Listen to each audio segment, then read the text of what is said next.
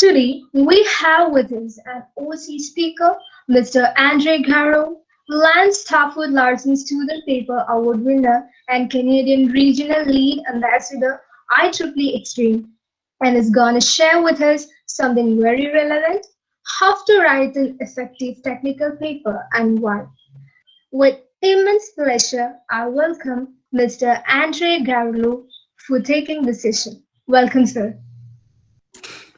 Thank you so much, Fonia. That was a fantastic introduction. And good evening, everybody. It's really nice to see you. I'm joining you from Calgary, Canada. And so I kind of heard that all of you are kind of around the world. For me, it's 8 a.m. So I just woke up. So I think that's amazing that, we have a chance to connect like that. So I'm very excited to be here. Let's start the slide deck and then we'll go from there. And as well, kind of as we go through the presentation, feel free to either type your questions into the chat and then I'll kind of stop and I'll check the chat once in a while to answer any questions, or we can have a Q&A session for about 20 minutes at the very end and then you can ask your questions there. So whatever you're comfortable with, and if you want to turn on your camera to say hi, that's also fine with me, but it's whatever you're most comfortable with.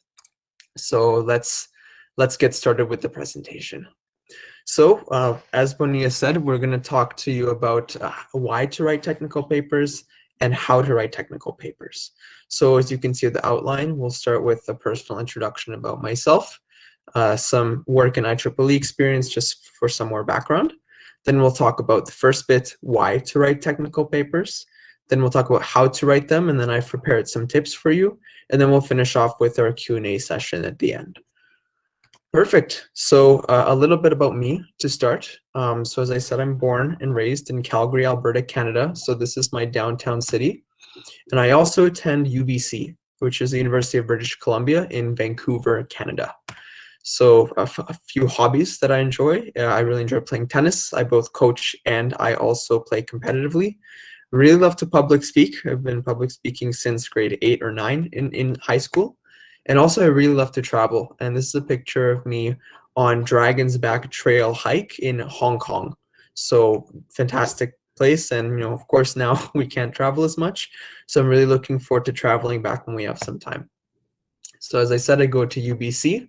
Here's just a few different pictures of Vancouver campus. So as you can see, very beautiful, very warm in Vancouver, Canada, sunny.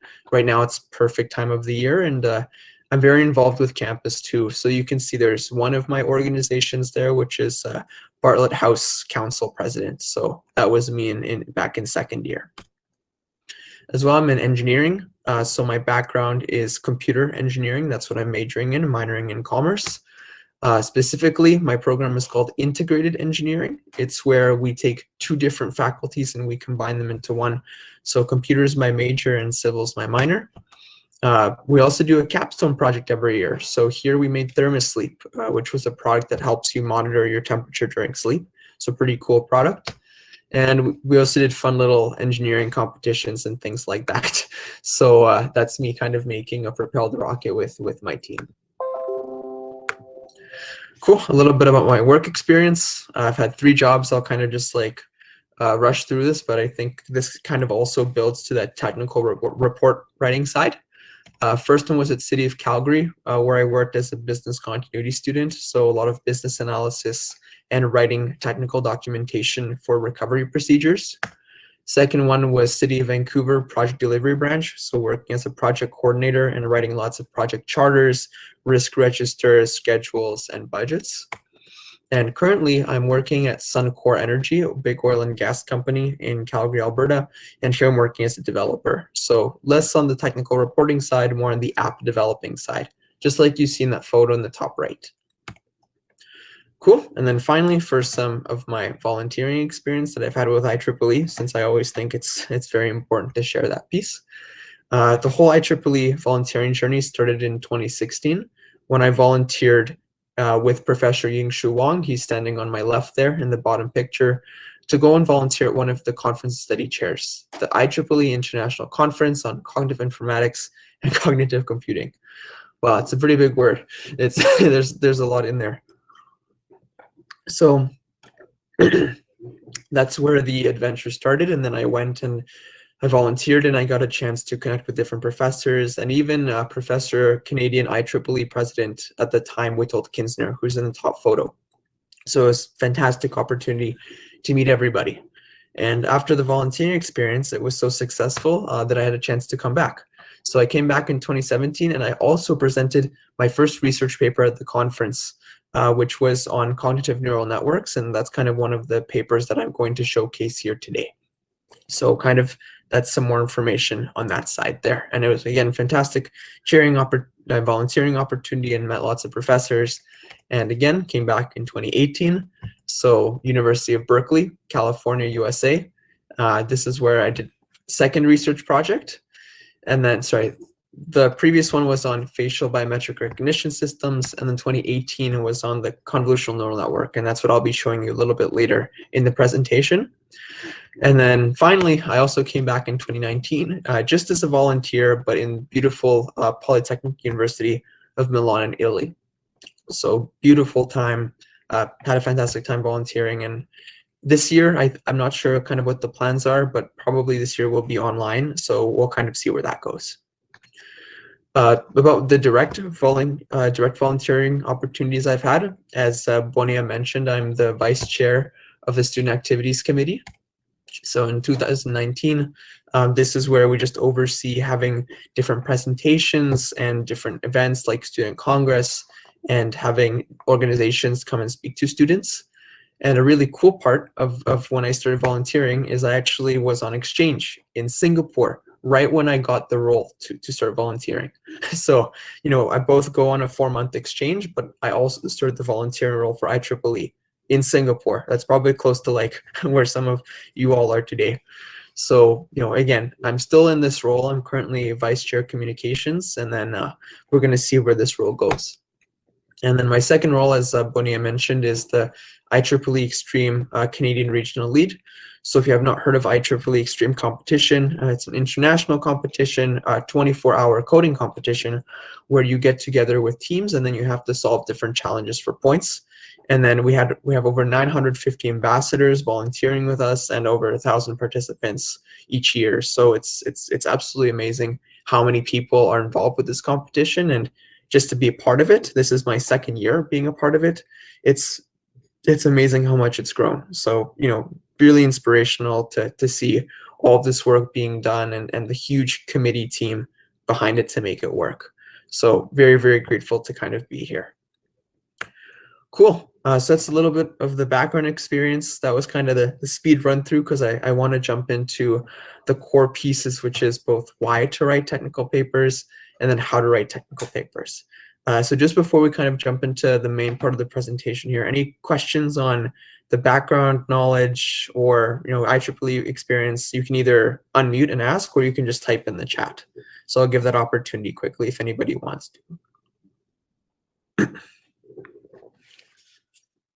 Okay, looks like we're good. But just again, if you have any questions, and I think we'll start having more questions as we jump into the technical part. Again, just feel free to type in the chat. If you just go to the bottom side of the screen there and click on chat, then that's the best way. Sorry, on the top right. Okay, so let's get going. Why to write technical papers? This is what we're here for. So first thing we want to know, so what is technical writing? And it can come in a lot of different ways. So, you know, specifically, you can kind of generalize it to being involved with technical, scientific, or engineering-based topics, but can also apply to different social topics, art topics, and even liberal topics. So you have quite a variety. You need a subject matter expert, or SME, and in most cases, this is going to be you as the writer, because either you have some research or you have a technical project that you're doing, and you are the one that knows most about the project, so you are going to be the SME. In some cases, though, if you're not the SME, you have to go to the other people that know the topic, have them communicate the information to you, and you write it out. But this is usually the job of a technical writer or a technical role if you're in a company.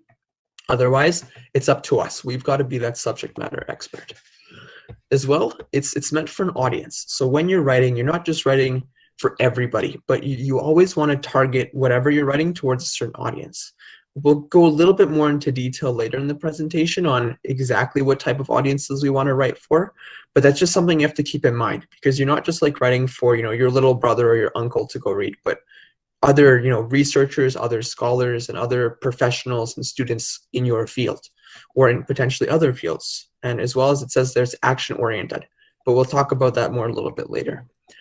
And then kind of just summarizing all this again, it has to be on a certain topic, and that's why you're the subject matter expert. It's on a subject, whether it be in a machine learning field or in construction methods or in some kind of, you know, scientific new discovery, whatever it is, it has to be on that specific field, and you, as the writer, have to be able to convey that information to your audience. So that's kind of the main little topics there.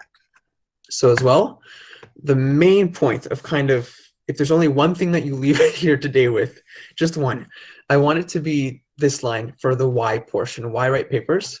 To showcase your work, research projects, and experiences with others. It's so important. I want to read it one more time. Showcase your work, research projects, and experiences with others. You are writing your research to contribute to the scientific community, to the scientific world, and you want to share what you have found with others and inspire others to learn and to grow their mindset. Just like, you know, watching a TED Talk or watching a YouTube video on a scientific topic, like, this is the biggest thing I can say. Everything else in this presentation, sure, great content. But if there's one thing you leave here with today, remember it's this. This is why you want to write. You want to write to share your knowledge with others.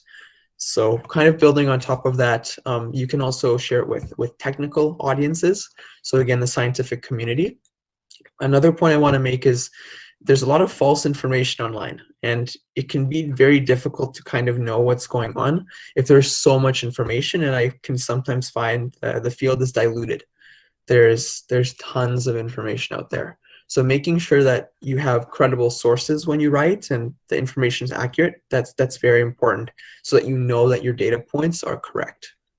You can also gain reputation in the scientific and professional communities, both through research paper writing, sort of like I have, and with 3 research projects and 2 research papers that I've written, but also just having people know that, you know, you are a credible individual. So if you write 10 credible papers in your career, when you write the 11th one, it's much more likely that you're not going to be questioned if you have some out-of-the-world topic, because people know that you're credible, and people know that you have a lot of different sources when you write. Versus if you just write 1 or 2 papers and you don't have your references cited and it's kind of a little bit more messy, it's going to be harder to sell it. And then also finally, for technical reports, if you're working in an organization or even working in IEEE, then you might have to follow some standards and some guidelines. So that would probably be the most important, to make sure that you're aligning with the company. Because if you're part of a company and you write something that they don't align with, well, they're probably going to have a talk with you. So very important on that end. And then finally, kind of these different topics that I mentioned, what can you apply these for? So like, why should you care, really? You know, like, why should I write a technical report or a technical project? So as you can see here, we have a couple different reasons. The most obvious one, research projects and papers, job applications.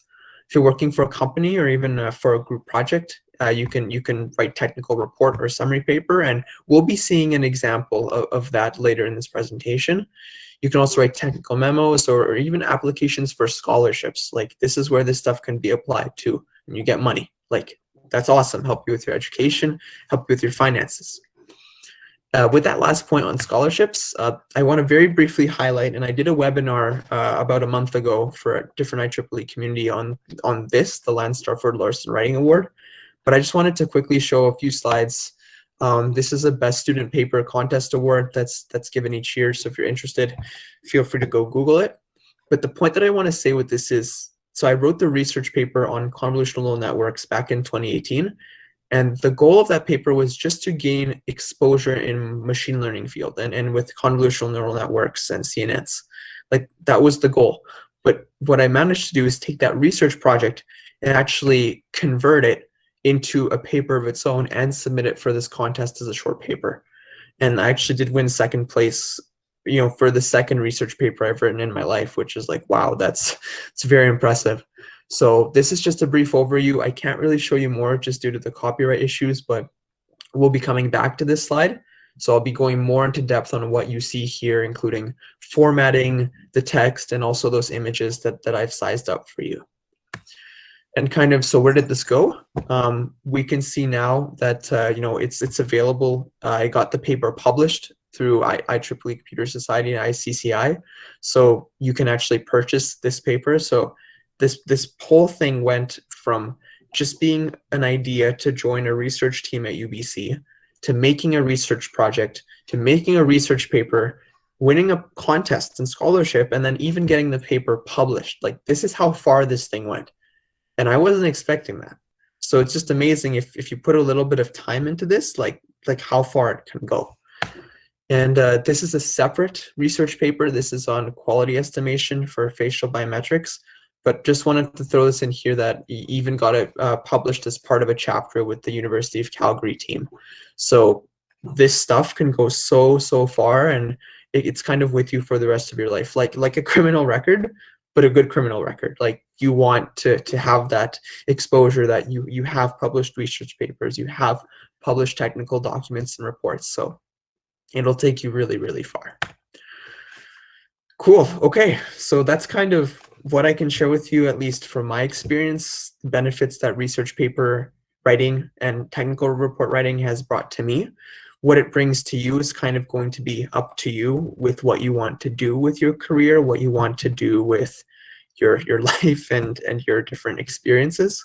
So what I want to do here is I want to get a quick poll from you, because I already have the slides done, but at least I can try to change if I go more into depth or less into depth on the topics. So what I want you to do, if you're doing something else or if you're here with me, that's great. In the top right-hand corner of your window, there should be a button which is chat. It's like a little chat icon, so click on that. And what we're going to do is I want to ask you a quick question, kind of what is your experience with technical paper writing? So I want you to write a letter in the chat.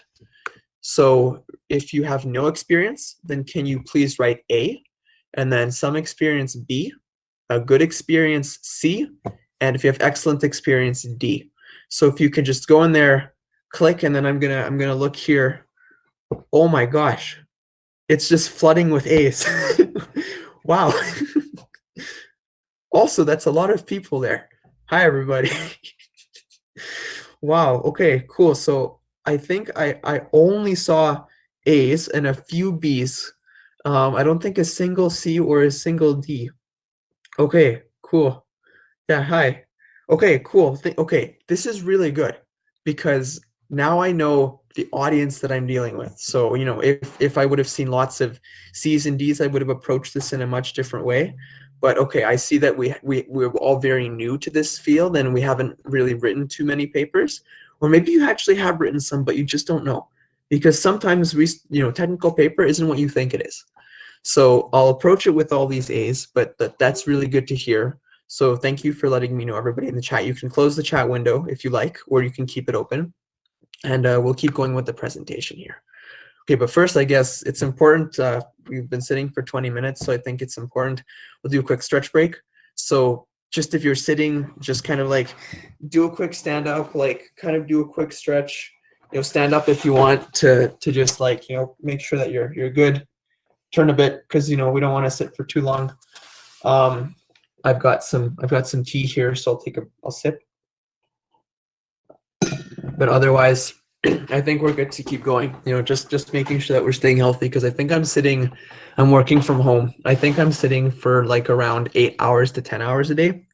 So it's important to stand up and kind of move yourself around. So it's awesome. Any questions so far, either audio or chat, on kind of why to write technical papers and why it's important to you? Any questions out there?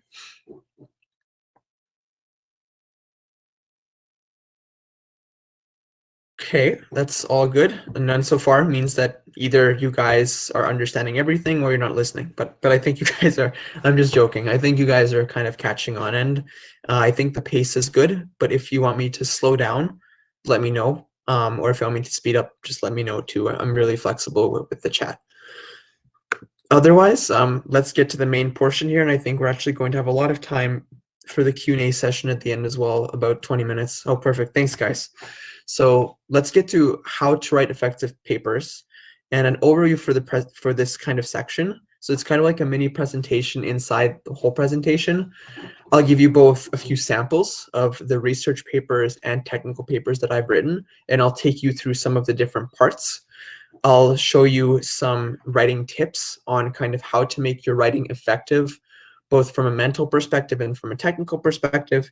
And also finally, I'll give you some, it'll be a little bit of a boring part, but I think it's still important, just like some final little tips on just how to become better writers. So really, whatever parts you want to tune in for, or if you're doing something on the side, that's totally fine.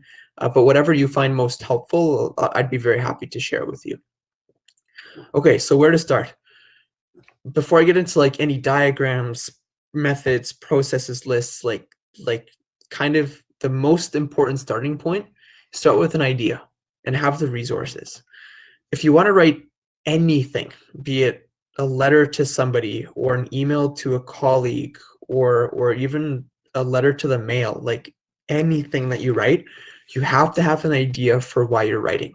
And in the sense of technical paper writing, you have to have your topic in mind, and you have to have your methodology and like the experiment of what you want to do. You have to have that idea. It doesn't have to be well thought out. By no means. You don't have to have every single answer, but at least you have to have some idea. And as well, you have to have resources. And what I mean by resources is people or processes to support you in pursuing this idea. For me, this was having access to technology to be able to run the machine learning algorithms in Python and different elements like that. But as well, what was really important to me was having a professor there, or at least people to support me in pursuing the idea. So that's kind of what was most important for me. So this is what I could most recommend with starting, is just having an idea and having some resources or people you can reach out to help your idea come through. So once you have the idea, you have to follow the writing process. And this is kind of a little tip. It comes in the 4 steps. The first one is plan. So just like the last slide, have an idea, know kind of what you want to write about. The second part will be to write. And this is where you actually compose just a draft of kind of all the different research you did. And I'll get into some of the details on structure and what sections to have. And as well, just in case anybody is interested, all these slides will be released. So there's no need to take photos or kind of write all these notes down. But if you like to, go for it. But these slides will be provided to you, and there's going to be a lot of info coming up. So just a heads up not to get overwhelmed. The third step, getting back to, is revise. So this is where you go back into your work.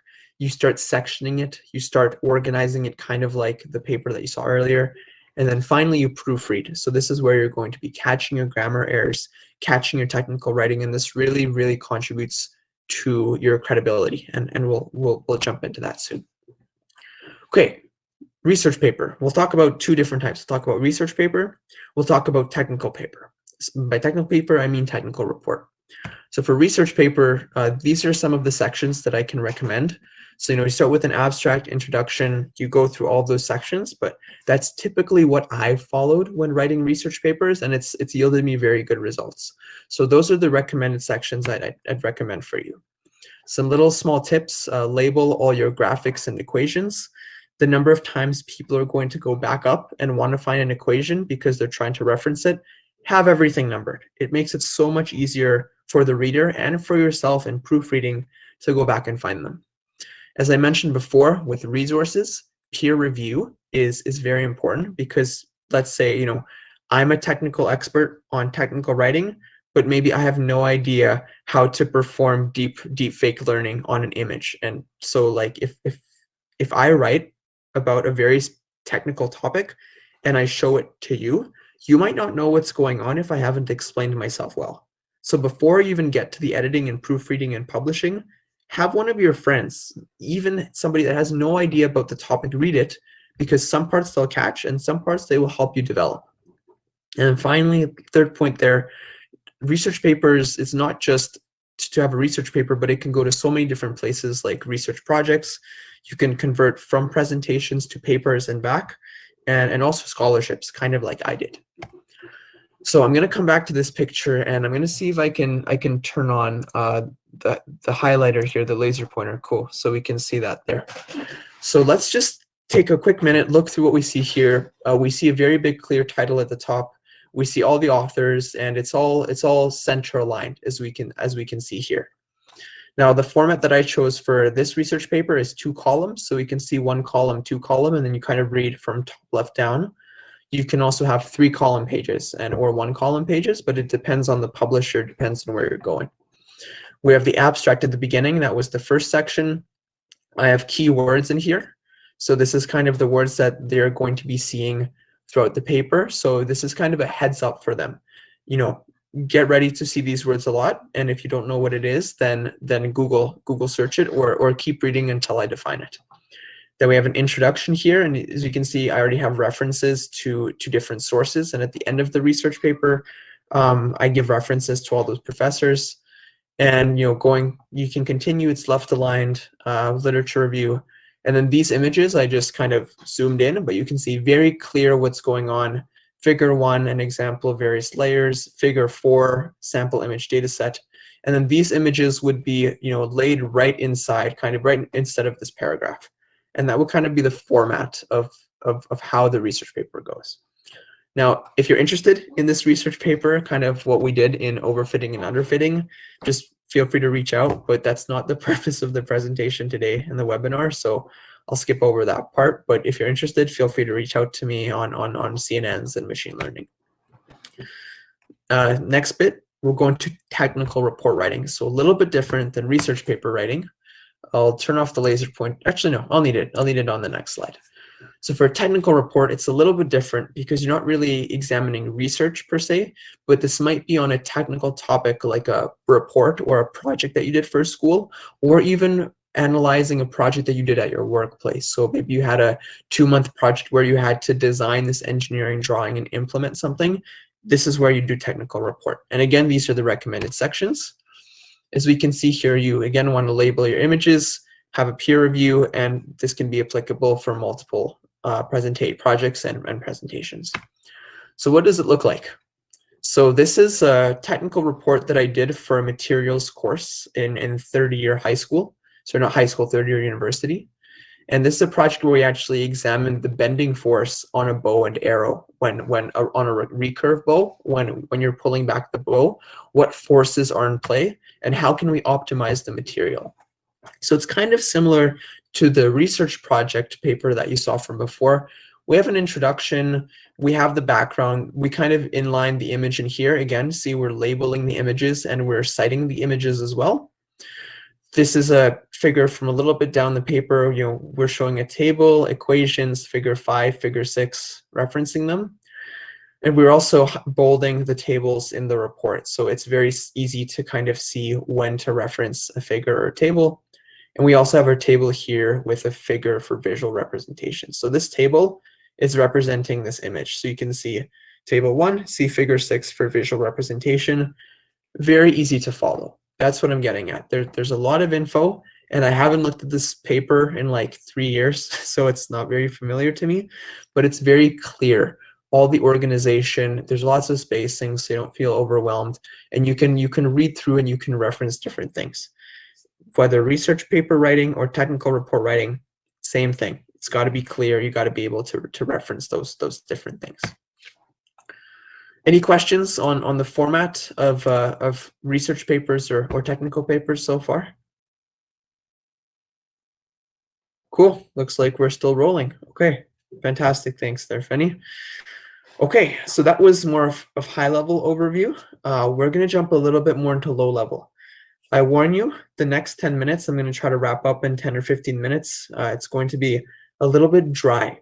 So if you're kind of interested in the higher level details, like boom, you've got everything. That's the most I can give you in the time that we have today.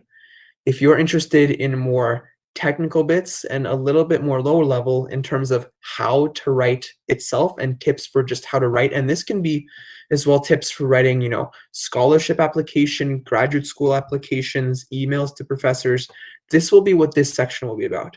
So just a heads up for you that it's going to be a little bit more technical in nature, and you might want to tune in for some of the parts or come back in 10 minutes just for the Q&A session. So just like the flag for you, because I don't want to, totally bore you.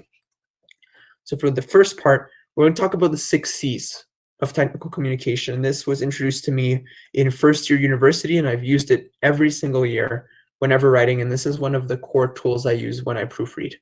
So there's 6 C's: consideration, clarity, conciseness, coherence, correctness, and confidence. That's a lot of C's. So let's dive into what each one means and how it can improve your technical communication, technical writing. For the first one, consideration.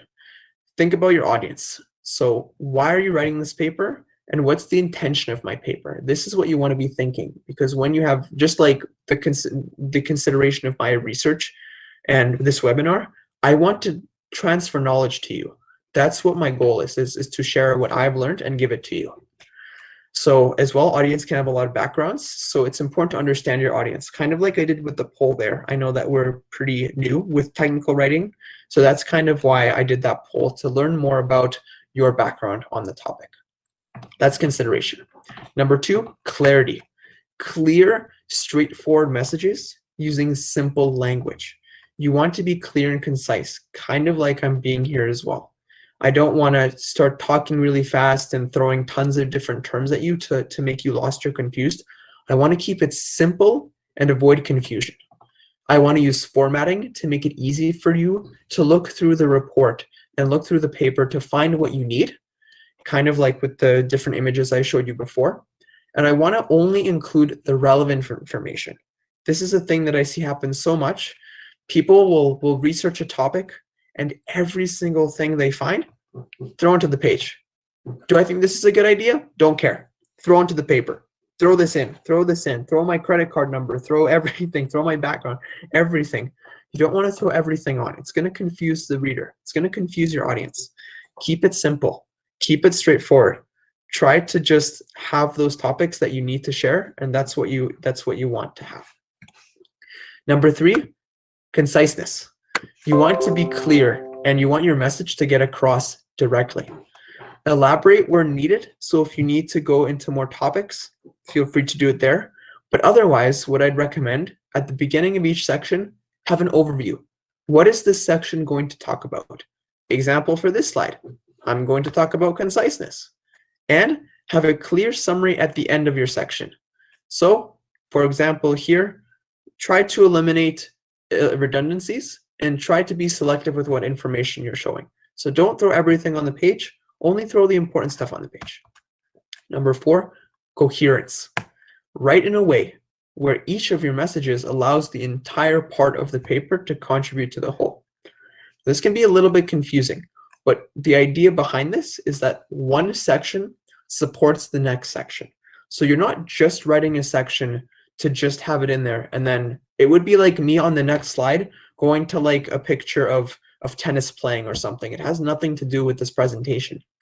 So each section has to contribute to the next one, and there has to be a clear flow. But also important to differentiate between new ideas. So if you do have new ideas in your paper, make sure that you clearly say, like, don't assume that the reader will know, because the reader will not know. They're just going with you. You're the subject matter expert.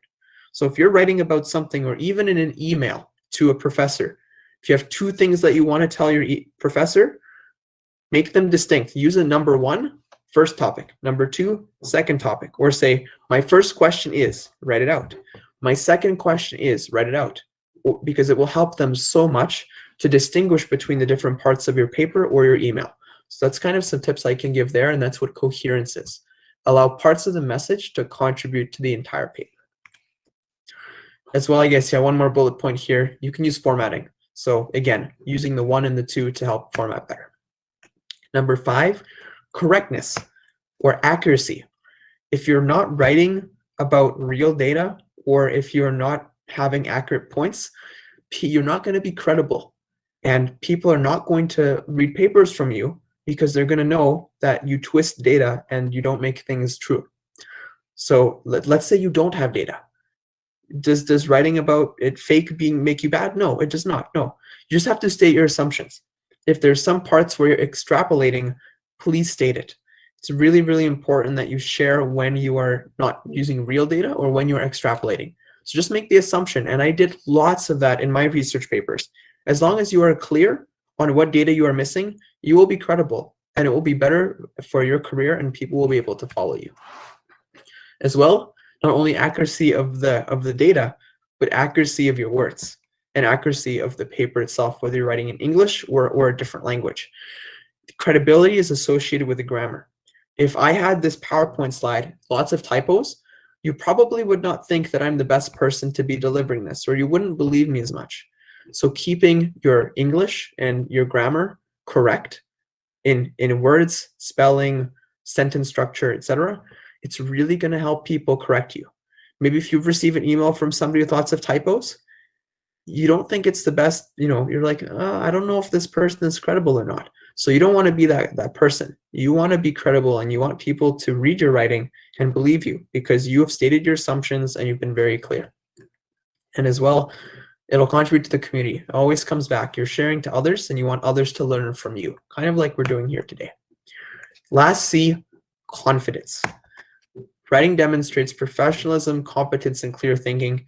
And honestly, with confidence, it's just a combination of all of the other 5.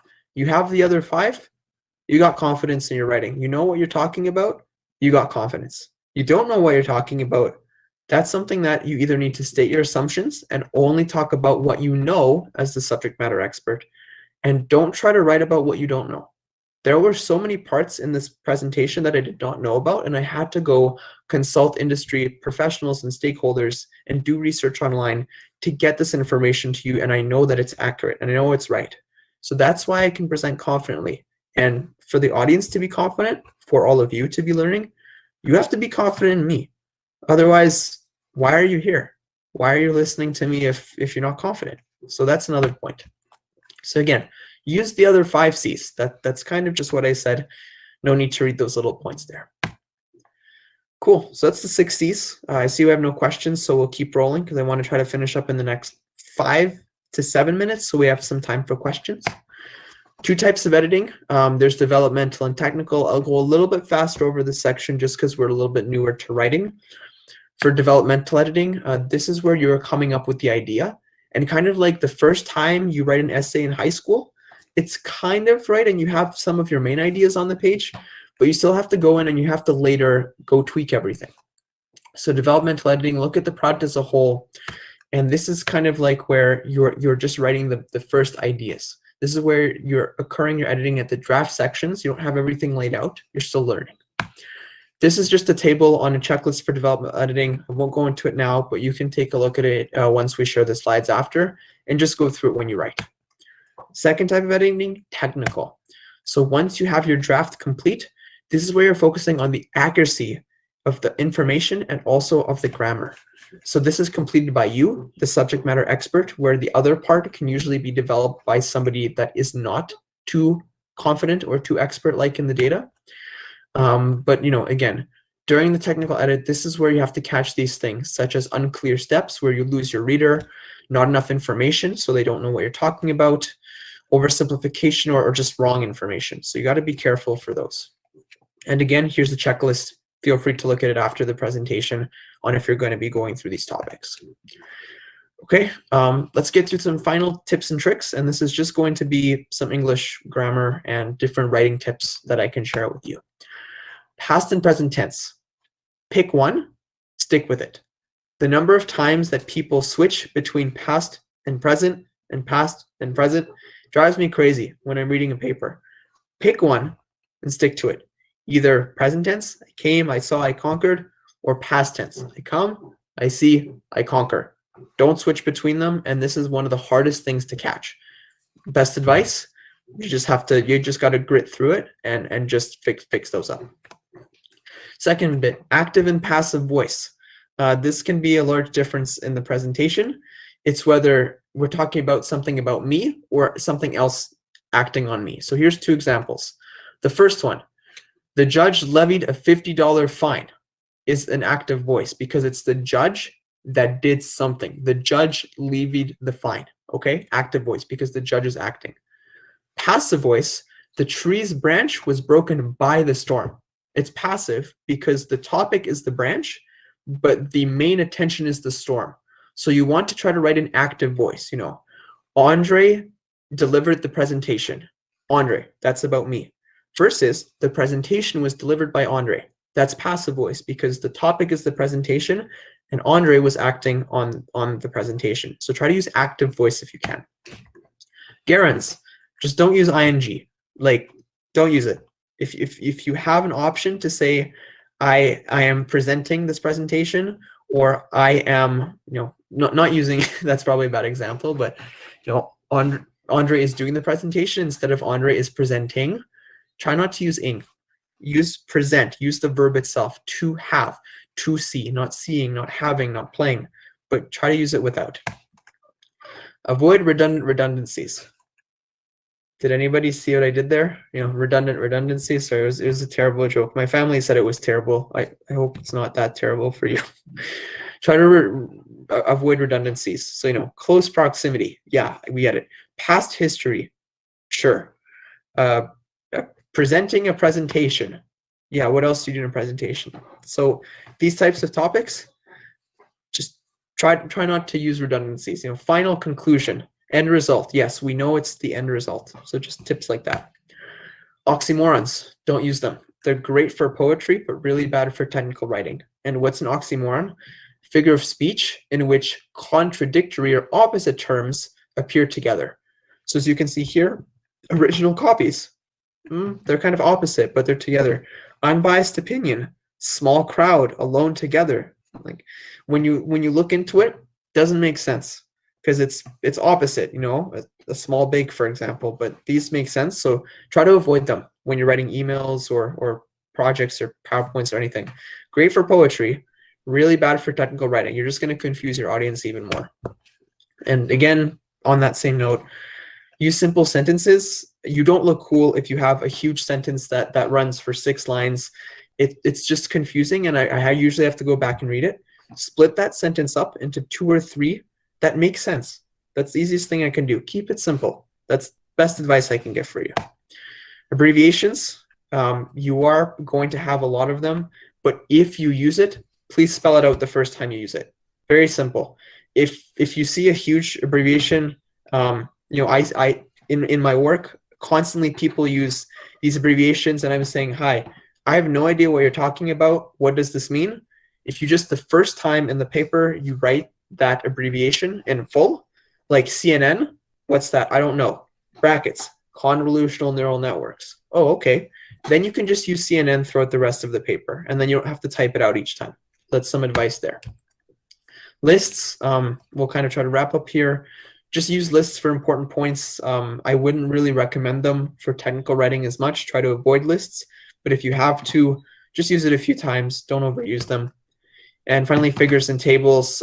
Label them, keep them accurate, keep them close to the text. And as I said before, number them. Number your tables, number your equations, number your figures. It's going to help your audience come back to them. Okay, made it to the end. Final tips. I was kind of doing a little bit faster in the last part just because I wanted to get through to questions. But let's look at some final tips. When you review, kind of look at all these things, spelling, grammar, punctuation, completeness. And you can also ask a peer to review. That's, again, very, very good advice. I have to ask your peers to review your paper. Review for spelling. Context matters. Spell check. When you click it in Word, it's not a reason. That's not a spell check. Because if you have the wrong there, just like in there, it's not going to catch it. If you have a mistake like that, it's not going to catch it. So you got to be the proofreader. You got to be that Microsoft Word reviewer. You got to do that job of going through each line. Now, how to proofread, because that's what do it. You can scan in clumps. Kind of, you know, speed readers, you just read down the middle of the text. You don't want to do that when you're proofreading. Slow it down and actually mouth out the words as you read them. It will help you slow down when you read. So, you know, even just like reading this little text, just try saying the words out loud, and it will really help that you slow down and you kind of catch those errors. And then again, proofreading tips, turn off autocorrect. You can slow down your reading and really capture stuff by reading backwards each line or from reading bottom to top. Try it out. It's going to be weird, but the number of mistakes I have caught by doing this It's insane. I've caught so many errors by reading each line, bottom to top. Does it take a long time? Yes. Does it make it confusing? Yes. But do you catch the errors?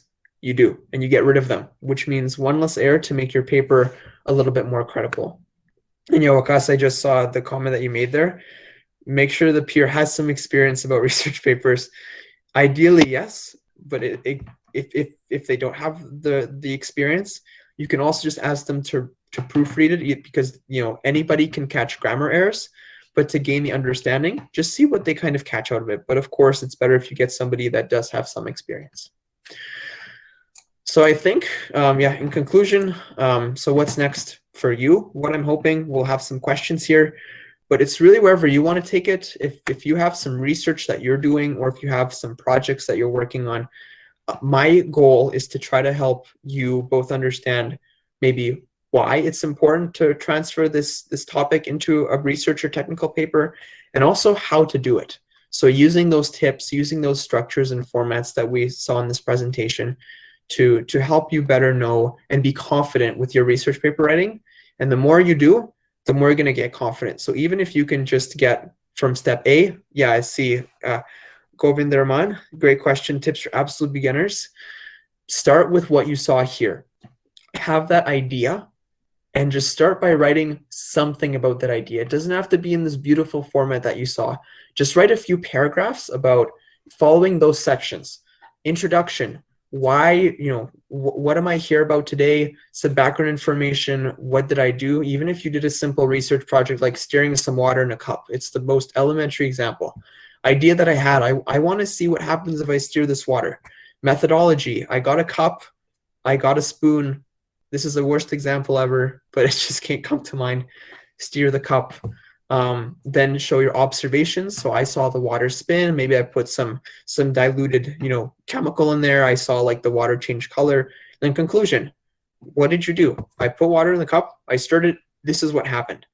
That's the simplest, and just following that structure that's your starting point. And then after you follow that structure, then you can go and kind of go back to these slides, edit for content and edit for structure. So you saw that structure that I had. You can duplicate that. You can do something similar. You can just have paragraphs and have a section header at each top, and then it just comes experience. Formatting different things, center aligning, spacing it out, having images in line, having spaces. It's going to be up to you to think what looks good, because if you think it looks good, it probably does look good. And if it's your first time doing it, you have to have a first attempt. So just getting from that A, no papers, to just B. I've tried one. Didn't publish it anywhere, didn't do anything with it, but I just have one that at least I did a project on. That's what's going to get you far. That's what's going to get you starting, and that's the best advice I can give. You just got to get started, and that's the best you can do. So yeah, we kind of already feel that we've gone into questions here, but those are the references. And then yeah, thank you so much for the last 50 minutes. It's been a pleasure sharing what I know with you wherever in the world you are. Highly encourage you, if you'd like to take a picture of the slide, and you can connect with me. LinkedIn is my most professional one, so if you want to shoot me an invitation on LinkedIn, I'll accept you. You can follow me Facebook or Instagram, or if you just have a question, just email me, and then I'm very open to just chatting, getting to know more about you, or helping you on a one-on-one basis. Or even if you have anything you want to send me to proofread, send it over. As long as it's not too long, then I'll be happy to review. So that's all for me, and let's hopefully take the next 10-15 minutes to do a little Q&A discussion session.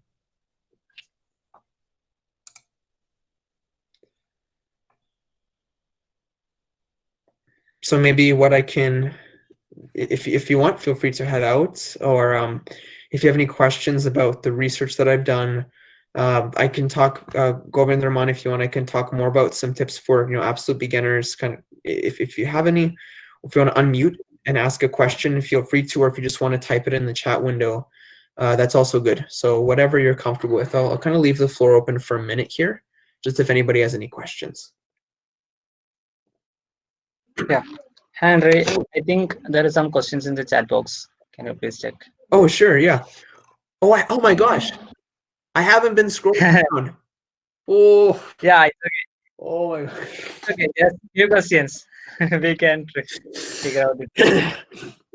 Oh my God. I was like, thinking, wait, no, nobody has questions. Everybody is just like sitting. I was so wrong. I'm so sorry. I'm going to try to do a minute of question here, but okay, cool. Lots of questions.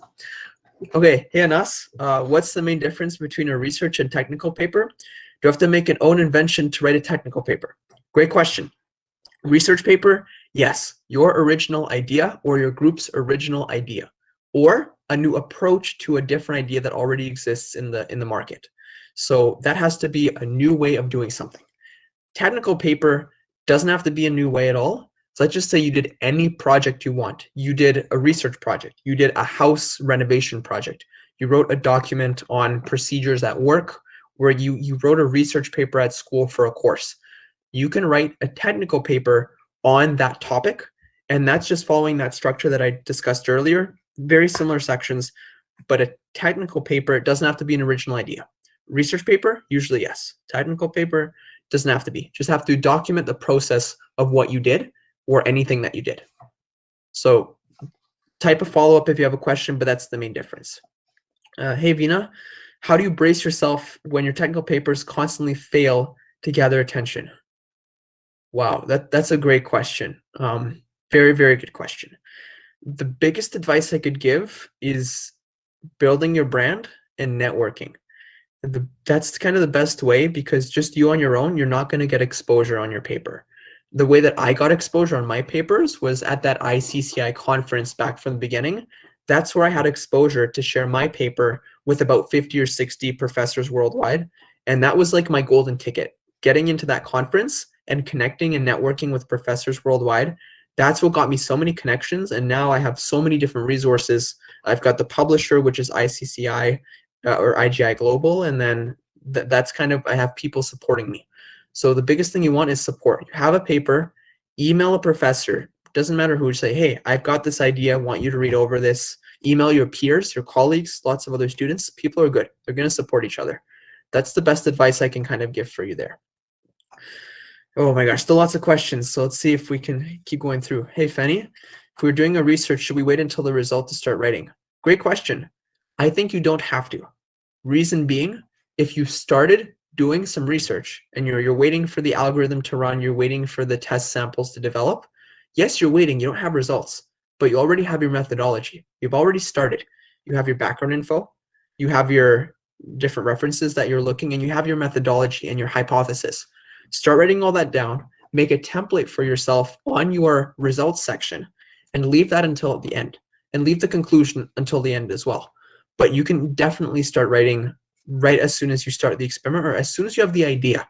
You can start writing. It doesn't guarantee that the idea will go somewhere, but at least you have an idea so you can start writing. So as soon as you have it, go for it. You can definitely start writing. Oh, hey, this is Anandhi Mena. I hope I pronounced that right. Sorry if I didn't. I've been following your instructions, but still struggling with errors and flow of writing. Any specific practice needed? Great question. What I'd recommend, it can be very difficult. English is not, Russian was my first language, and English is not my first language. Very hard in school to, reading comprehension and writing style. So best advice there, start with a simple topic. Start by writing about, a short 500-word essay about yourself or about something that you're interested in, and then just write about that. Send that either to a peer or send that to me, and just kind of read through it and see if other people understand the flow of your message. Because if you write something, you're going to miss things that other people don't see. And then your colleagues, it doesn't have to be an advanced topic. They will just let you know, oh, I got confused in this section, or you lost me here. Then you can go back and then change that section and be like, oh yeah, I could change this to make it flow better. That would be best advice for you. So just kind of using those peers there. That's the best advice I can give for you on Animira. But if you have more questions, reach out to me. Vina already answered your question about the platform for publishing technical papers by absolute beginners. Nice follow-up. So this is a little bit tougher question. I feel like I'm not going to go into it here because that's a little bit beyond the scope of technical paper writing. Publishing is a whole nother realm, and there's a lot of ways to go. So maybe just reach out to me after the presentation, shoot me an email, and then we can talk more about it after, and I can share it out. Bonnie, how to know how deep you should go into the topic. depends on you. Again, it's the more information that you can share on the topic without losing your reader, that's what you need. Let's say I share one topic with you today, you take away one thing. Let's say it's super simple. As simple as have an idea to start. Okay, you took something away, great. Let's say I talked this entire time and you got nothing, but I talked about the most technical, deep points, waste of your time, shouldn't be here. So as long as your audience is coming away with some knowledge, and the more knowledge, the better, but if you lose them, that's not good. So that kind of goes back to the question of having peer reviews. Try to start with, again, I'll kind of restart here. One main point, start with all your information and then take away stuff. It's way easier to remove data than add data. So the best way that I go, I throw everything onto the page, and then as I proofread and as I edit, I remove points that are irrelevant or a little bit too deep for the topic. That's what I'd recommend for you. Varshil, please guide on reference management citation. Excellent question. Did not go into that in this presentation, so thank you for letting me know. The best references that you can really do, just have a clear reference guide. I'm going to see if I can quickly pull something open for you here, just from like one of my existing research papers. So just give me a quick second here. I'm going to see if I can pull something up here. If I can't, then I'll just send it out in an email after. Technical writing. It doesn't look like I have it right here, but again, if you just Google citations, MLA, Chicago style, those are some of the points that so MLA and Chicago style citations, those are just some good references for how to format your writing and how to reference different sources, figures, etc. But good question, Varshal, and didn't go into that. Yeah, Wakas, use Mendeley or a note for references. Yep, there you go. That's another fantastic point. So again, just depending what style you want. And then Wogbo, perfect. Yep, share the slides via email. So yes, I will reach out to Sally and Bonilla, and then I will ask, I'll send them this slide deck, and I'll ask that they share it with all of you, as long as you emailed them your email. And I think if you registered using the link, then they will have your email and they'll be able to send it to you. I am glad I know the questions were a little bit quick, but I would rather get through all of them than kind of leave some of them unanswered. And as always, you know, I'm available. I'm here. You can reach out to me on any of those platforms, ask a follow-up question, ask for, you know, to look at a research paper, anything like that, and I'd be happy to share. Otherwise, I think that's all for me. It's been a pleasure speaking with you. I think we had over 80 people. It's a lot of people. I really encourage you to just go out there, give it your first shot. That's how you're going to get started. You always have to have first attempt, and my first attempt was not that amazing, but this is where I got to today. I did lots of practice, lots of writing. That's how I got here today. Two quick questions. Hey Sanjay, do you conduct any workshops? Just these webinars that I'm invited to right now. There has been some ideas on the workshop, doing a workshop. So if there is, I'll reach out to both the organizers, Bonnier and Sahil, and then if there is anything coming up, then or if you connect with me on LinkedIn, I'll post on my LinkedIn when there's something coming up, and then that's when you can attend. Irina, how is technical writing similar to speaking on technical papers? Yeah, that's a great question. We answered that a little bit earlier, but you know, writing and speaking about it, that's a whole another topic to be able for me to like take a technical paper and make it into a presentation. So it's a whole different topic to like build slides. There's another actually talk on this, which is the Lance Stafford Writing Award. That was my last webinar. In that webinar, I actually showed a few sample slides of this same research paper that you saw. So I think what I will also do is Sahil or Bonilla, when we send out that email, maybe just include a link and a timestamp to the other webinar. It's on YouTube, so that they can just jump to that part of the video and see what does a PowerPoint look like for technical project. So if we can just take note of that, and then we send that out just so that they have access to that. And yeah, I see that Bonilla did share a link there. So I think what Bonilla would say is, please provide your feedback. These organizers do lots of these webinars, and I think they want to keep this series going. I'm just one presenter, but I'm sure that they would really appreciate if you could take a few minutes to click on that link and then give your feedback on both myself, because I also want to grow as a speaker, as a presenter, as a scientist. That's what I want to learn. Thanks, Krishan. And I think that would be it for today. I do have to get back to work soon. But maybe Salih or Bonia leave any closing remarks to you, and then we can wrap up the webinar and close the recording. Yes, sir. Thank you, sir. Indeed, the session was quite revealing and interactive. And dear attendees, there's a link attached for a feedback form in the chat box, and kindly take some time to fill in that. Okay.